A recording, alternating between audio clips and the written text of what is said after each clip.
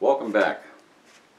Today I want to talk about really a fabulous cartridge. It may be perhaps the most successful commercial cartridge in a non-military configuration that was ever designed, and is without question the most popular non-military chambering in this country, judging by the number of rifles and models that are offered in it, and that's the 243 Winchester. The 243 Winchester was a collaboration effort by the Winchester Firearms Company, and also one of its biggest collaborators and proponents that really spelled it out to the American public was Warren Page, who was the Field and Stream editor from about 1947 to 1972. If you ever have a chance to read a book, it's out of print now. It's the Winchester Press, but it's The Accurate Rifle by Warren Page. Pick up a copy and read it.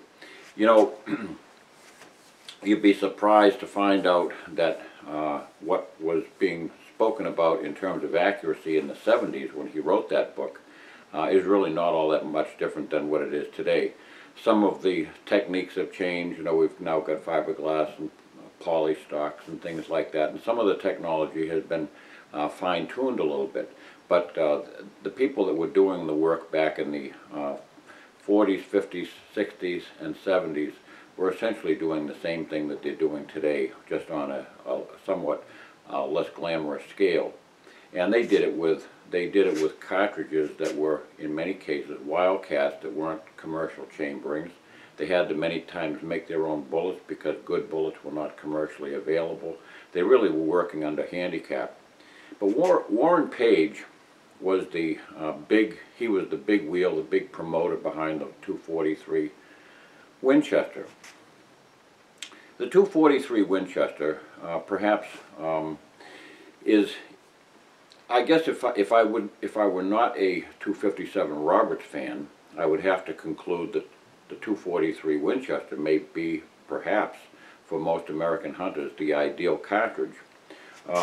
It is, as I spoke about it in my treatise a couple of years ago about selecting you know, your own cartridge, what chambering would you like to have. I spoke a little bit about the 243 as being a dual-use cartridge, in other words, for varmint to deer. And, you know, some people might have come away thinking that I minimized the 243's effectiveness on deer, and I shouldn't do that because it's not by any means ineffective on deer. I would not necessarily choose it for some of the deer hunting that we have in my geographical area, simply because even with 100-grain bullets, it can have a difficult time getting through brush, and if you're encountering a very large deer in this area, it could possibly be a little bit less than you'd desire for takedown power, simply because it's the small diameter bore. That's all, not because of lack of energy, but a smaller diameter bore. All things being equal, larger bore diameters at the same velocity are going to create more tissue damage, more destruction of lung tissue, and a quicker kill. But the 243 Winchester is a fabulous round. I've got one right here. This is my wife's 243, and this is perhaps one of the reasons that it is so popular. You know, the fact that it has such light recoil that it can be made in compact models for youth and for women is a significant advantage that it has over other cartridges in the country. You know, if a parent is bringing up his child or a woman wants to go out and go shooting, there are very, very few cartridges that have really strong effectiveness on deer that can be handled by most young people and light-framed women. The 243 it really fills the bill, and it's not just almost that good, it is superb. You know, you can a person who's 10 or 11 years old of average stature can stand and shoot a 243 Winchester with 80-grain bullets virtually all day long with no trouble whatsoever. And with bullet construction that we have today, the 80 grain bullets and 85 grain bullets that we have now, big game bullets that is, now I'm not speaking about varmint bullets, but the big game bullets that we have in those bullet weights now have actually better performance on target, on game, than some of the earlier 100 grain bullets, which the 243 can handle very easily. Now, its success came right on the heels of the 308 Winchester. In actuality, the 308 Winchester had a slower time taking off because it was in the headwinds of fighting against the 3006 for stature, and well into the 70s and even early 80s, most people still argued that the 3006 was more gun than the 308 for the same money. And that argument can still go on in many camps. And I spoke about those issues in particular with those cartridges. But the 243 Winchester had almost immediate success because its only big competitor in those days was the 257 Roberts, and in some cases the 250 Savage, the older 250-3000 Savage, which had a slower twist and couldn't handle the heavier bullets, 100, and there were actually two different twists, and sometimes it couldn't handle the 100 grain, and none of them could handle the 120 grain or 117 grain bullet. But the 243's biggest competitor was the 257 Roberts. And Warren Page argued strongly for his cartridge. Naturally, he was one of the collaborators that designed it, and he had good reason to go against its arch competition, which was the 257 Roberts, which I think at the time was probably beginning to fail. The 257 Roberts had been ignored and neglected by so many different rifle companies, and was terribly underloaded. The seating depth was terrible. The guns were engineered improperly to go along with a cartridge that was too short for a chamber that was too long. And the list of those ills is spoken about in my 257 Roberts video that you should watch, because it gives a good historical perspective as to where the 243 and that sort of cartridge came from. There's always been a desire, especially in this area and in places like New York, wherever you have broken woods and pastures, long shooting, and varmint hunting interest, whether it's woodchucks or coyotes or whatever it is, combined with the need for a legitimate deer cartridge. There has always been a desire for a twofold, a dual-use cartridge. And, the 3006 simply doesn't fill the bill as a dual-use cartridge. It's a big game cartridge that throws out a bullet at a ton of energy, and you don't need a ton of energy to take out woodchucks. And those bullets bouncing across a pasture, making singing noises, doesn't make the neighbors too happy. So and all your 22 diameter bores, they really have to stretch things a lot to enable them to be legitimate large game calibers. Yes, I know that the 22s now have been made with super bonded bullets and ultra heavy construction with longer bullet weights, that even the 14 twist barrels can handle 64 grain bullets that are heavy enough to take deer. I know that. That's not to say that it makes it a best bet situation. It's not the best possible situation, or it's not what I would recommend for the average hunter. There's better stuff out there. We're not confined to any one particular use. If you have a 22-250 and that's all you have, you can get ammo for it and you can take it deer hunting. That's the principal reason for the existence of that ammo. But nobody should be going out and buying a 22-250 or a 223 for the express purpose of going deer hunting. That's not what they were for, albeit the fact that they can have ammo for them. But this particular rifle here, see, this is a very short compact rifle for a youth, for anybody who's small of stature, or even somebody like me. If you don't mind a stock that's a little bit on the short side, you know, I wouldn't mind carrying that around all day. You can throw a little bit of an extra length butt pad on there, and you can have yourself a very, very nice gun to carry in the woods all day, or for that matter, in the open plains. But the 243 Winchester, you can get bullet weights ranging from 55 grains all the way up to 100 grains. With a 55 grain commercial loading running at 3,900 feet per second, that's actually in 22-250 country. That actually shoots flatter and hits harder than the 22-250 does with the same weight bullet.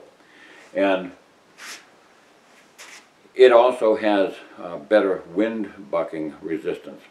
Hand loaders can significantly improve upon that number. I think Winchester's election to go with 3,900 feet per second is a wise move, simply because it's not going to erode the bores unnecessarily. When you start jacking the pressures up and the powder consumption goes up, you know, you start to have issues with regard to bore erosion at the throat, because the powder, that powder screaming at you know, super temperature through the throat as it's chasing the bullet, that does cause erosion. That's the primary cause of barrel wear.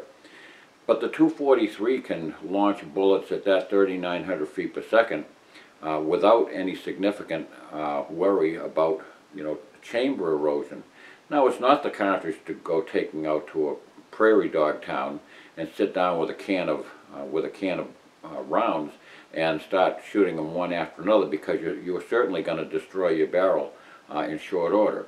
That's not what I'm intending. What I'm saying is, a cartridge that is thusly loaded is absolutely perfect for the person who wants to take those long shots at you know, 450, even 500-yard shots on woodchucks and coyotes and things like that.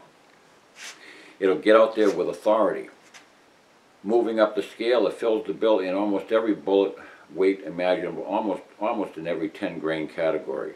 So you can go up through the 60s, through the 70s, 80s, 90s, and until you get to a 100 grain bullet. And the velocity range that covers is like a rainbow. It covers it covers every different possible need for trajectory, for game size, up to and including deer, and for virtually any range and condition. So it's a wonderful cartridge. It's an extremely efficient cartridge, because it's based on the 308 case. Any cartridge that's based on the 308 case, which was originally a modification of the old efficient 300 Savage case, those cartridges are extremely accurate. They work with virtually any kind of loading that's in the book, and they can be expected to perform with stellar accuracy. It's not uncommon for this, you know, and it's not uncommon for this particular rifle here to shoot 3/8 of an inch groups with good hand loads. And when I say 3/8 inch groups, I'm talking 5 and 6 shot groups. It really does perform. Part of the genius of the 243 bore is the fact that, because it doesn't have a lot of recoil, one of the things that recoil generates is barrel vibration. In other words, the upsetting of the barrel dynamics. And that's one of the reasons why the 222 Remington was so accurate, because it had subdued action on the harmonics of the barrel. For the 243 shooter who really wants to get the most accuracy out of his loads, there are so many loads out there that can be reduced a little bit from the top loadings, and to subdue those harmonics, and really you can have an incredibly accurate gun. Now, it's not something that's going to compete against the 6mm PPC or anything like that, and I'm not trying to promote it as a bench rest cartridge, but it can really thread the needle at long range on you know, long range varmints. How does it do on deer? Well, it is probably most popularly purchased as a deer cartridge. It's not, despite the fact that it's a dual-use cartridge, there's no question that most people who buy the 243 are buying it for the purpose of deer and pronghorn antelope. That's the primary interest in the cartridge.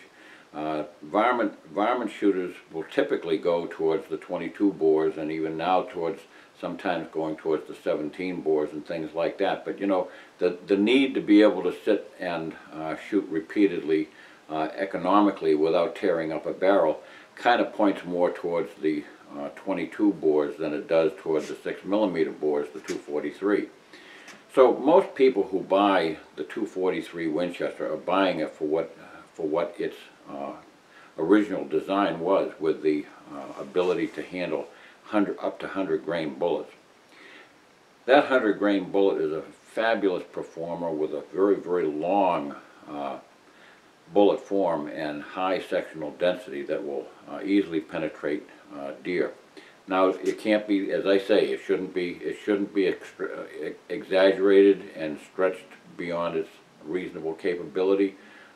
Super long range shots should not be taken with the 243 on deer. It just simply is going to, the energy is simply not there when it gets way out at extended ranges on deer. So it's you can't turn it into a 270. It doesn't become a 280 just because it does shoot long range. The energy drops off.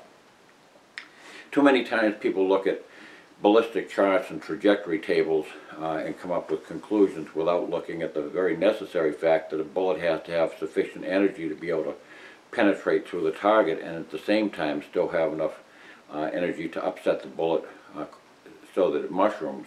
And if it doesn't mushroom, especially if it's a small diameter bore, which is what the 243 is, a 243 relies on that necessary expansion in order to effect good tissue destruction. So that's all I really have to say about the 6mm. It's a fabulous cartridge. I highly recommend that anybody who really is interested in having a cartridge which is light in recoil, highly accurate, very efficient for any kind of deer hunting in America. It's a cartridge that you can give to your son or your daughter, and to your wife and your sister. This is the way to go. I mean, it doesn't come any nicer than the 243 Winchester. Thank you for watching. Don't forget to subscribe. God bless.